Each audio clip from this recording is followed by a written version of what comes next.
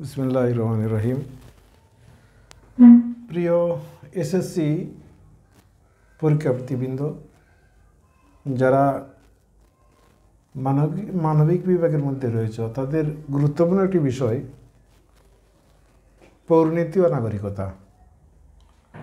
আমি মানবিক বিভাগের সাধারণ বিজ্ঞান এবং ভূগোল দুইটা বিষয়ের সাজেশন আপলোড দিয়েছিলাম। আজকে ধারাবাহিকভাবে আমি পৌরনীতি ও নাগরিকতার সাজেশন আপলোড দেব। তো প্রত্যেকটি অধ্যায় থেকে 5টা অথবা 4টা প্রশ্নের মাধ্যমে কীভাবে টোটাল অধ্যায়ের সৃজনশীল প্রশ্ন আনসার করা যায় তারই উপস্থাপন আপনাদের সামনে উপস্থাপন করবে ইনশাল্লাহ। তো আজকে পৌরনীতি ও নাগরিকতা বইয়ের অধ্যায় 1 পৌরনীতি ও নাগরিকতা প্রথম অধ্যায়। এই অধ্যায় থেকে আমি যথারীতি 5টা প্রশ্ন সিলেক্ট করেছি। এই 5টা প্রশ্ন আপনারা যদি মেইন বই থেকে নোট আকারে নোট করার পরে বিগত বছরের বোর্ডের প্রশ্ন, যে কোনো বোর্ড হোক, বোর্ডের প্রশ্ন যদি আপনারা বের করেন তাহলে দেখবেন এই 5টা প্রশ্নের মধ্যে আপনার টোটাল অধ্যায়টা নির্ভর। অর্থাৎ 5টা প্রশ্নকে বারবার ঘুরিয়ে ফিরিয়ে প্রশ্ন করা হয়েছে। তো প্রথম কথাটা হচ্ছে, আপনি মেইন বইয়ের নেবেন, সহযোগিতা নেবেন, গাইড বইয়ের কোনো সহযোগিতা নেবেন না। প্রশ্ন করতে পারেন যে গাইড বইয়ের সহযোগিতা না নেওয়ার কারণ কি? উত্তর হলো, গাইড বইয়ের মধ্যে একই প্রশ্নকে বিভিন্ন আঙ্গিকে উপস্থাপন করে এমনভাবে এই জিনিসটা উপস্থাপন করা হয়েছে যে বোঝা যায় একই প্রশ্নের উত্তর ভিন্ন ভিন্ন। তো ভিন্ন ভিন্নভাবে দেওয়া যায়, আপনারা কেন ভিন্নভাবে ভেবে শিখবেন? আপনারা মেন বইয়ের মধ্যে যা আছে সেটাই শিখবেন, দরকার নাই ভিন্নভাবে জিনিসটা উপস্থাপন করার। তো আপনাদের প্রতি পরামর্শ থাকবে, মেন বই থেকে এই প্রশ্নগুলোর উত্তর আগে নিজে নোট খাতার মধ্যে নোট করবেন, তারপরে 4-5 বার যদি পড়েন দেখবেন আপনি অনায়াসেই প্রশ্নের উত্তরটা আপনি নিজে পারতেছেন। তো আমি আর কথা বাড়াচ্ছি না, সরাসরি আপনাদের প্রথম অধ্যায় পৌরনীতি এবং নাগরিকতার প্রশ্নে আমি চলে যাচ্ছি। প্রথম প্রশ্নটি আমি সিলেক্ট করেছি, মাতৃতান্ত্রিক পরিবার, একক পরিবার ও যৌথ পরিবারের ধারণা ব্যাখ্যা করো। এখানে 3টা পরিবার। মাতৃতান্ত্রিক পরিবার অর্থাৎ যে পরিবারের মধ্যে মায়ের কর্তৃত্ব থাকে বা মাই প্রধান, সেই পরিবার, একক পরিবার এবং যৌথ পরিবার। এই 3টা পরিবারের ধারণা আপনাদের মেন বইয়ের মধ্যে খুবই সুন্দর করে দেওয়া হয়েছে। সেই 3টা পরিবারের ধারণা যদি আপনি নোট করে নেন, মাতৃতান্ত্রিক পরিবার থেকে কোনো প্রশ্ন আসলে সেই নোটটাই আপনি উপস্থাপন করবেন। সেম ওইভাবে একক পরিবার এবং যৌথ পরিবার। তো আশা করি প্রথম প্রশ্নটি আপনারা বুঝতে পেরেছেন। দ্বিতীয় প্রশ্নের মধ্যে আমি 3টা মতবাদ নিয়ে এসেছি। এই 3টা মতবাদ একসাথে প্রশ্নের মধ্যে আসবে না, হয়তো একটা আসবে।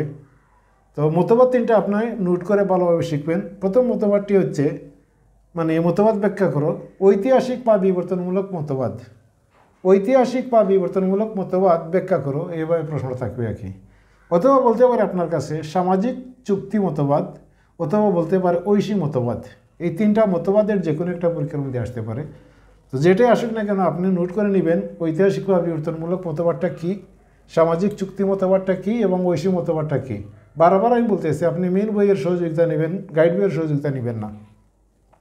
এই হচ্ছে 2 নম্বর প্রশ্ন। 3 নম্বর প্রশ্ন সরাসরি একটা কোটেশনমূলক প্রশ্ন। এটা, রাষ্ট্রের উৎপত্তির ক্ষেত্রে সামাজিক চুক্তি মতবাদের চেয়ে ঐতিহাসিক বা বিবর্তনমূলক মতবাদ অতি গ্রহণযোগ্য। এই যে একটা উক্তি, অর্থাৎ রাষ্ট্রকে উৎপত্তির ক্ষেত্রে বা রাষ্ট্রের উৎপত্তির ক্ষেত্রে সামাজিক চুক্তিটা যে মতবাদটা রয়েছে সেই মতবাদ থেকে ঐতিহাসিক বা বিবর্তনমূলক মতবাদটাই অধিক গ্রহণযোগ্য, এটার ব্যাখ্যা চাইতে পারে আপনার কাছে। তো এই যে 2টা মতবাদ আছে, এই 2টা মতবাদ মূলত এইটাই প্রশ্নের মধ্যে ইনক্লুড করা হয়েছে, আর কিছু না। ঐতিহাসিক বা বিবর্তনমূলক মতবাদের গ্রহণযোগ্যতা বলা হয়েছে, কিন্তু সামাজিক চুক্তির গ্রহণযোগ্যতা বলা হয় নাই। তো এই প্রশ্নটা যদি আপনি পড়েন তাহলে এটার উত্তর অনায়াসে দেওয়া যায়। তো এই ছিল 3 নম্বর প্রশ্ন। প্রশ্ন নম্বর 4, পৌরনীতি ও নাগরিকতার সাথে রাষ্ট্র এবং সরকারের সম্পর্ক ব্যাখ্যা করো। যারা রাজনীতিবিদ রয়েছে বা ভবিষ্যতে যারা রাজনীতিবিদ হবেন, আপনাদের জন্য আসলে এই সাবজেক্টটা অর্থাৎ পৌরনীতি ও নাগরিকতা এটা রাষ্ট্রবিজ্ঞান, এই সাবজেক্টটা যদি রাজনীতিবিদ যারা রয়েছে আপনাদের জন্য পড়া খুবই জরুরি।